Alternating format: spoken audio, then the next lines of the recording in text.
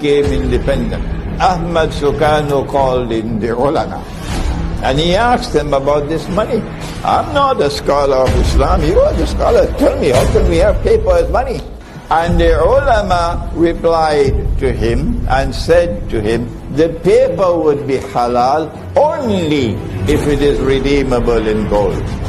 Meaning you could take the paper and get the gold at a fixed rate. So the paper will be like a check. Dulu ketika Republik Indonesia didirikan, uang yang pertama dicetak adalah 1 sen, paling besar 600 rupiah. Uang 1000 pernah didesain tapi tidak dicetak karena terlalu besar. Karena dengan 1000 Anda sudah dapat beli emas setengah kilo. Pada waktu itu 1 gram emas hanya 2 rupiah. Bank Sentral Republik Indonesia itu bukan Bank Indonesia. Dulu namanya BNI 46. Tapi Belanda tidak mau. You mau merdeka, you mesti nurut saya. Hentikan BNI 46, ganti dengan bank saya, the Jeffers Bank, menjadi Bank Indonesia. Ahmad Sukarno decided that the Indonesian rupiah would be redeemable in gold, and he fixed the rate. But the people who want to rule the world, they had made that haram in the Articles of Agreement of the International Monetary Fund.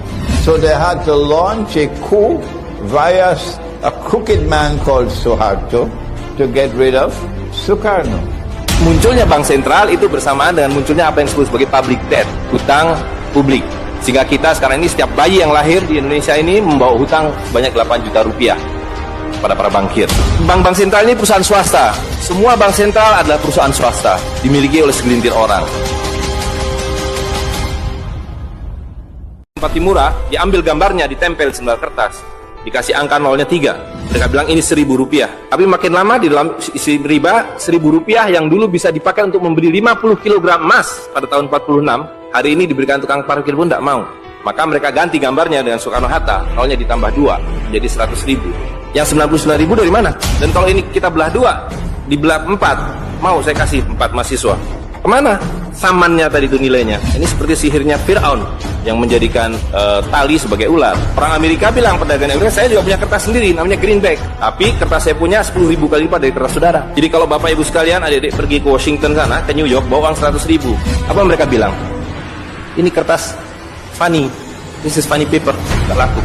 Kita punya kertas tidak laku, mereka punya kertas laku di seluruh dunia. Uang kertas adalah ilmu sihir. Bahwa hari ini kita hidup di bawah ilmu sihir, seperti halnya rakyat Fir'aun dulu hidup di bawah sihir para Fir'aun. Uang kertas adalah penipuan, no value. Inilah ilusi yang lain, sihir yang lain. Semakin besar uang Anda bukan semakin kaya.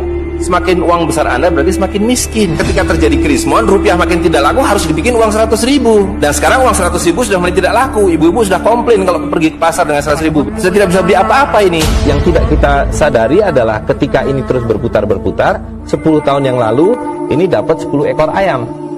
Hari ini tinggal dapat 3 ekor ayam. Lah yang 7 ekor ayam kemana? Ini kalau dicincang-cincang nggak ada nilainya. Kemana nilainya? Habis. Jadi nilainya ini palsu. Itulah sihir dari uang kertas. Dan ketika manusia masih taat kepada Allah SWT, semua emas digunakan sebagai alat tukar. Bagaimana emas dan perak harus diedarkan? Maka dia harus dibuat menjadi koin sebagai alat tukar.